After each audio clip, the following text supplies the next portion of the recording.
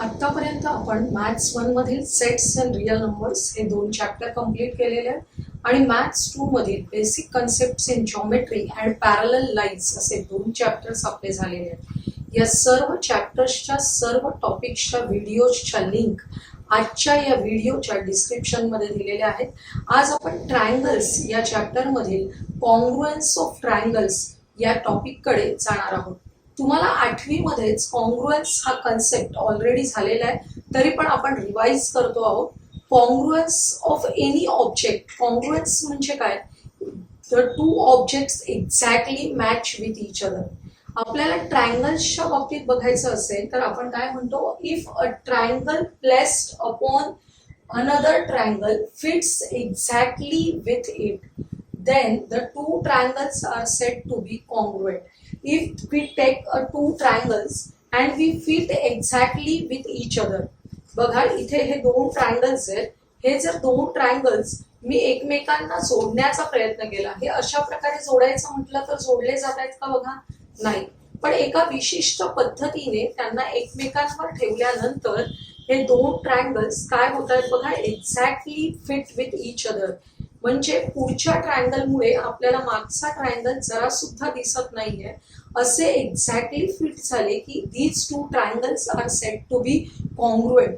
समजा मी एक वेगळा ट्रायंगल घेतला. बघा हा ट्रायंगल घेतलेला आहे. हा ट्रायंगल आणि हा ट्रायंगल तुम्हाला पाहता क्षणीच कळेल दीज आर नॉट कॉन्ग्रुएंट. तरी पण आपण वेगवेगळ्या प्रकारे त्यांना एकमेकांशी जोडून बघूया. अशा प्रकारे जोडले जात नाहीयेत. हा खूपच छोटा आहे. वेगवेगळ्या प्रकारे जोडलं तर तुमच्या लक्षात येईल these two triangles are not congruent with each other. या ट्रायंगलची कॉन्ग्रुएंट असणारी पेअर माझ्याकडे आहे. बघा हा एक ट्रायंगल घेतलेला आहे. हे दोन ट्रायंगल्स आहेत, triangle XYZ and triangle QRP. These two triangles, when placed upon each other, they exactly fit upon each other. Then these two triangles are said to be congruent triangles. लक्षात येते? आपल्या लक्षात आलं बघा, if triangle ABC is congruent to triangle LMN, these two triangles, triangle ABC is congruent to triangle LMN, then it is then written as triangle ABC. congruent साठी आपल्याकडे असलेलं sign आहे हे आपण शिकलेलो आहोत already. Is congruent to triangle LMN. पण हा ट्रायंगल LMN जो आहे, मी नाव लिहिलंय असं LMN. हा L आहे तो या A या व्हर्टेक्स वर मी जोडला तर हे दोन ट्रायंगल एकमेकांशी तंतोतंत जुळतायत का? बघा एक्झॅक्टली मॅच होत आहेत का? बघा नाही. हा M व्हर्टेक्स आहे तो मी A शी मॅच करायला गेले तर हे दोन ट्रायंगल्स एकमेकांना मॅच होतील का? नाही. हे दोन ट्रायंगल्स एकमेकांवर फिट होण्यासाठी कोणत्या तरी एकाच प्रकारे ते फिट होतात. आणि हे कसे फिट होत आहेत बघा, जेव्हा मी अशा प्रकारे ठेवेन तेव्हाच. म्हणजे हा जो वरचा अँगल A आहे, angle A fits on angle N. म्हणजे angle A corresponds to angle N, angle B corresponds to angle L and angle C corresponds to angle M. त्याचप्रमाणे साइड्स मध्ये असलेला करस्पॉन्डन्स पण आहे. म्हणजे कोणत्या तरी एकाच 1-to-1 करस्पॉन्डन्सने these two triangles exactly fit with each other. म्हणजे जरी ट्रायंगल्स कॉन्ग्रुएंट असले तरी त्यांच्या व्हर्टेक्स मधील 1-to-1 करस्पॉन्डन्स हा कोणता तरी एकच असतो. आणि जो 1-to-1 करस्पॉन्डन्स आहे त्यानुसार त्याचे corresponding angles and corresponding sides are congruent. बघा आपण लिहिलेलं आहे, with 1-to-1 correspondence between the angles and the sides of a triangle we get 3 pairs of congruent angles and 3 pairs of congruent sides. आपण या ट्रायंगलच्या बाबतीत बघूया कोणता 1-to-1 करस्पॉन्डन्स आहे. मी नाव लिहिताना आपल्या नेहमीच्या पद्धतीने लिहिलंय, triangle LMN is congruent to triangle ABC is congruent to triangle LMN. पण प्रत्यक्षात या A बरोबर कोणता व्हर्टेक्स घ्यावा लागतोय आपल्याला? N. त्यामुळे A करस्पॉन्ड्स टू N. फळ्याकडे लक्ष आहे तुमचं. आता B व्हर्टेक्स आहे. B व्हर्टेक्स वर मला काय मॅच करावं लागतंय? L. म्हणजे B करस्पॉन्ड्स टू L. आणि तिसरा vertex C corresponds to M. C corresponds to M. अशा प्रकारे C वर M मॅच होणार आहे. C corresponds to M. म्हणजे आपल्याला 1 to 1 करस्पॉन्डन्स अशा प्रकारे लिहिता येईल. हा 1 to 1 करस्पॉन्डन्स इन व्हर्टायसेस लिहिल्यावर आपल्याला कॉन्ग्रुएंट अँगल्स मिळतात. कोणते अँगल्स आहेत? Angle A is congruent to angle N. Angle A is congruent to angle N. दुसरी pair angle B is congruent to angle L.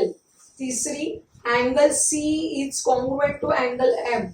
त्याचप्रमाणे आता साइड्सची बघूया. साइड लिहिताना हे सेगमेंट्स आहेत म्हणून आपण सेगमेंट्सच्या स्वरूपात लिहितो. पहिल्यांदा segment AB is congruent to segment NL. त्याप्रमाणे लिहिलेलं आहे segment AB is congruent to segment NL. दुसरा बघा segment BC is congruent to segment LM. आणि तिसरी साइड आहे इथे आपण घेऊया segment AC is congruent to segment NM. अशा प्रकारे आपल्याला प्रत्येक 1 to 1 करस्पॉन्डन्स साठी 3 congruent angles, 3 pairs of congruent angles and 3 pairs of congruent sides मिळतात. आता ही जी दुसरी पेयर आपण घेतली होती या पेयर साठीचा 1 to 1 करस्पॉन्डन्स तुम्हाला काय लिहिता येईल बघा. हा ट्रायंगल आहे तो याच्यावर एक्झॅक्टली मॅच होण्यासाठी अशा प्रकारे ठेवावा लागतोय.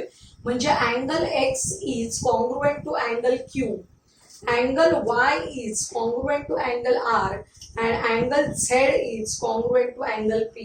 म्हणजे मी इथे मध्येच लिहिते याचा 1 to 1 करस्पॉन्डन्स काय आहे बघा. X Y Z वेगळा हे वापरते काय आहे बघा. X Y Z corresponds to QR P. X Y Z corresponds to QR P. QRP.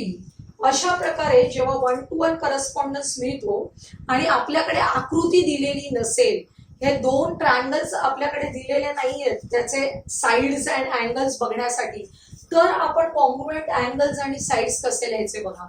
Congruent angles लिहिताना हा पहिला X आहे तो याच्या बरोबर घ्यायचा. Angle X congruent to angle Q, angle Y congruent to angle R. Third pair angle Z congruent to angle P. असे घेतल्यानंतर साइड्स कशा घ्यायच्या. Side segment XY is congruent to segment QR, segment YZ is congruent to segment RP and segment XZ is congruent to segment QP. अशा प्रकारे कोणत्याही 2 ट्रायंगल्सच्या vertices मधील 1 to 1 correspondence माहिती असेल तर आपण कॉन्ग्रुएंट अँगल्स अँड कॉन्ग्रुएंट साइड्सच्या पेयर्स लिहू शकतो.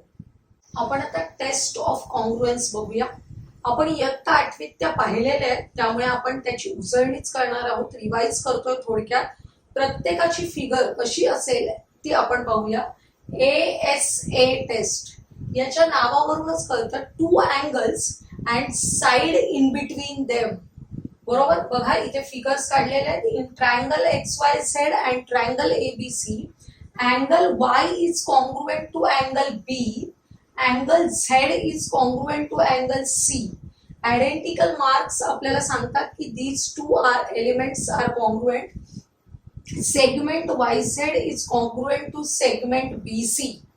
आणि हा सेगमेंट ही साइड कशी आहे. Included in 2 angles. त्यामुळे ही टेस्ट आहे ASA टेस्ट. अतिशय सोपी टेस्ट आहे. आता आपल्याला पुढे बघूया SAS test. 2 sides and angle included in them. 2 sides बघा इथे या 2 साइड्स आहेत आणि या दोघांच्या मध्ये असलेला अँगल आहे तेव्हा SAS टेस्ट होईल. या फिगर मध्ये LM is congruent to RS, MN is congruent to ST and this angle is congruent to this. Angle M is congruent to S. Therefore, triangle LMN is congruent to triangle RST by SAS test. आपण third test बघूया. SSS test. Side test. म्हणजेच काय. एका ट्रायंगलच्या 3 sides दुसऱ्या ट्रायंगलच्या 3 corresponding साइड्सशी congruent आहेत. बरोबर. Segment PQ is congruent to DE segment QR is congruent to EF, segment PR is congruent to DF. Then triangle PQR is congruent to triangle DEF by SSS test. Last test है hypotenuse side test. Hypotenuse कोणत्या triangles मध्ये असते? In right angle triangles. Therefore this test is exclusive only for right angle triangles. Right angle triangles दिलेले असतील तरच आपण या टेस्टचा विचार करू शकतो. In right angle triangle side opposite to right angle is known as hypotenuse. In triangle LMN, LN is the hypotenuse, and in triangle ABC, AC is the hypotenuse. In these two triangles, hypotenuses are congruent. LN is congruent to AC, and one side is congruent. LM is congruent to AB. Angles are of 90 degrees, therefore they are right angle triangles. In this case, hypotenuse side test is recorded. बघा अशा टाइपचं जो situation असेल ती कुठे असणार आहे? फक्त right angle triangles मध्ये ज्याच्यामध्ये हायपोटेन्यूज असते. त्यामुळे हायपोटेन्यूज साइड टेस्ट लक्षात ठेवायचं. It is only for right angles triangles. 4 test आपल्या 9वीच्या पुस्तकात आहेत, परंतु गेल्या वर्षी आपण 8वीला टेस्ट बघितली होती. 8वा SAA टेस्ट किंवा याचंच वेगळं नाव होतं AAA टेस्ट. या ज्या 2 टेस्ट आहेत ज्याच्यामध्ये 2 अँगल्स असतात आणि एक साइड, ही टेस्ट सुद्धा यावर्षी आपण वापरू शकतो. कारण काय होतं बघा, ज्यावेळी हे 2 अँगल्स कॉन्ग्रुएंट असतात तेव्हा इनडायरेक्टली हा तिसरा अँगल कॉन्ग्रुएंट आहेच. When these two angles are congruent, third angles, remaining angles are congruent. In that case, S side angle SAA test आपण इथे दाखवू शकतो. त्यामुळे या ज्या 2 टेस्ट आहेत त्या आपल्याला जर काही एक्झाम्पल्स मध्ये आढळल्या तर आपण या टेस्ट सुद्धा लिहू शकतो, कारण आपण ऑलरेडी त्या 8th स्टँडर्ड मध्ये बघितलेल्या आहेत. आपण एक एक्झाम्पल बघूया. There are 2 triangles. From the figure, state the test assuring the congruence of triangle ABC and triangle PQR. Write the remaining congruent parts of the triangle. आपल्याला फिगर दिलेली आहे. आयडेंटिकल मार्क्सनी कॉन्ग्रुएंट साइड्स अँड अँगल्स दाखवलेले आहेत. त्याच्यावरून आपल्याला taste शोधायची आहे. आपल्याला हे ट्रायंगल्स कोणत्या टाइपचे दिसतात? Triangles are right angle triangles. And for right angle triangles, in hypotenuse side test is our first preference. बघायचंय की याच्यामध्ये हायपोटेन्यूज कॉन्ग्रुएंट दिलेल्या आहेत का? Side opposite to the right angle is known as hypotenuse. In these 2 triangles, both corresponding hypotenuse are given congruent and the corresponding side is also congruent. Then these 2 triangles are congruent by hypotenuse side test. आता hypotenuse side test आहे, परंतु जर लिहायचं असेल आपण 10th स्टँडर्डला किंवा आता यावर्षी पण थिअरम प्रूव्ह करताना स्टेप बाय स्टेप लिहिणार आहोत. तसंच आता आपण लिहूया. अगोदर 1 to 1 करस्पॉन्डन्स शोधूया. हा अँगल ए आहे, याच्याशी कॉन्ग्रुएंट कोणता अँगल आहे? Q. Angle A is congruent to Q. आणि हा अँगल बी आहे, त्याच्याशी कोणता अँगल कॉन्ग्रुएंट आहे? पी. आपल्याला दिसतंय फिगर्स अशा उलट्या ठेवलेल्या आहेत, त्यामुळे करस्पॉन्डन्स लिहिताना BAC बघा, BAC आणि PQR असं आपल्याला लिहावं लागेल. In triangle BAC and triangle PQR, hypotenuse BC is congruent to hypotenuse PR. Segment BA is congruent to segment PQ, and these 2 angles are congruent as each angle equal to 90 degrees. Therefore, triangle BAC is congruent to triangle PQR by hypotenuse side test. आणि आपल्याला सांगितलेलं आहे write the remaining congruent parts of the triangle. त्यामुळे remaining congruent parts आपल्याला लिहायचे. याच्यामध्ये ही side उरलेली आहे AC, segment AC is congruent to segment QR. Segment AC is congruent to segment QR. आता दोन अँगल्स लिहायचे. अँगल ABC हा अँगल बघा, angle ABC is congruent to angle QPR. आणि दुसरा राहिलेला अँगल आहे हा आणि हा, म्हणजे angle ACB is congruent to angle QRP. अशा प्रकारे remaining congruent parts of the triangle आपल्याला लिहिता येतात. आपण क्वेश्चन नंबर 2 बघूया. याच्यामध्ये दोन ट्रायंगल्स एकमेकांमध्ये अडकलेले दिसत आहेत बघा.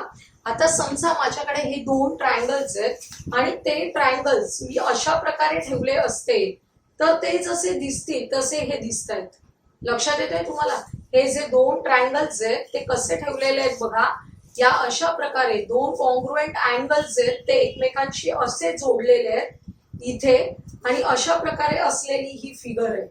तर हा जो ट्रायंगल आहे एक आणि दुसरा, तो मी वेगवेगळ्या खडूंनी तुम्हाला काढून दाखवते म्हणजे लक्षात येईल. आपल्याला त्यामध्ये angle P is congruent to angle R दिलेला आहे. आणखी काय दिलेलं आहे? Segment PQ. Segment PQ is congruent to segment RQ. Segment PQ is congruent to segment RQ. आणि दाखवायचे दोन ट्रायंगल्स congruent, triangle PQT and triangle RQS. कुठे आहे बघा? ट्रायंगल PQT हा जो ट्रायंगल आहे हा ट्रायंगल आपल्याला कॉन्ग्रुएंट दाखवायचंय कोणाशी? RQS शी, या इकडच्या ट्रायंगलशी. हा एक ट्रायंगल आहे पिंक शेडेड केलेला आणि हा येलो शेडेड केलेला एक ट्रायंगल आहे. तुमच्या लक्षात येत असेल हे दोन ट्रायंगल असे एकमेकांवर या ठिकाणी ओव्हरलॅप होत आहेत. आपल्याला हे दोन ट्रायंगल्स कॉन्ग्रुएंट दाखवायचे दिसतायत. आपल्याला दोन angles, angle P and angle R, आणि ही साइड दिलेली आहे PQ is congruent to RQ. अजून एकच आपल्याला लपलेला घटक शोधायचे. कोणता एक अँगल आहे किंवा कोणती साइड आहे जी आपल्याला फिगर मध्ये आहे पण एक्झॅक्टली इथे दिलेली नाहीये. बघा तुमच्या लक्षात येईल अँगल PQT अँड RQS याच्यामध्ये हे Q नाव आहे ते दोन्हीकडे तुम्हाला दिसतंय. Common for both the triangles ते शोधूया आपण. कुठे? PQT म्हणजे हा जो अँगल आहे अँगल PQT, तसाच या ट्रायंगलचा RQS हा अँगल तुमच्या लक्षात येईल दोन्ही ट्रायंगलला कॉमन असलेला अँगल आहे. म्हणजे तो इनडायरेक्टली कसा असणार आहे? कॉन्ग्रुएंट असणार आहे. कॉमन अँगल, जशी कॉमन साइड असते तसा हा काय आहे? Common angle for both the triangles. आणि अशा प्रकारे तीन घटक आपल्याला मिळाले. कसे लिहायचे बघा? In triangle PQT and triangle RQS, पहिला अँगल PQT आपण हा लिहितोय. Angle PQT is congruent to angle RQS. हा जो अँगल आहे Q तोच लिहिलेला आहे कॉमन अँगल. रिझन आवश्यक आहे. आणि दिलेल्या दोन्ही गोष्टी गिव्हन लिहून घ्यायच्यात आपण. Segment PQ is congruent to RQ and angle P is congruent to R. Angle P is congruent to R. Test कोणती आहे बघा? आता आपल्याकडे हा अँगल आहे, त्यानंतर ही साइड आहे आणि हा अँगल. तसंच इकडच्या ट्रायंगल मध्ये हा अँगल, ही साइड आणि हा अँगल. म्हणजे कशी टेस्ट झाली? A test. A taste.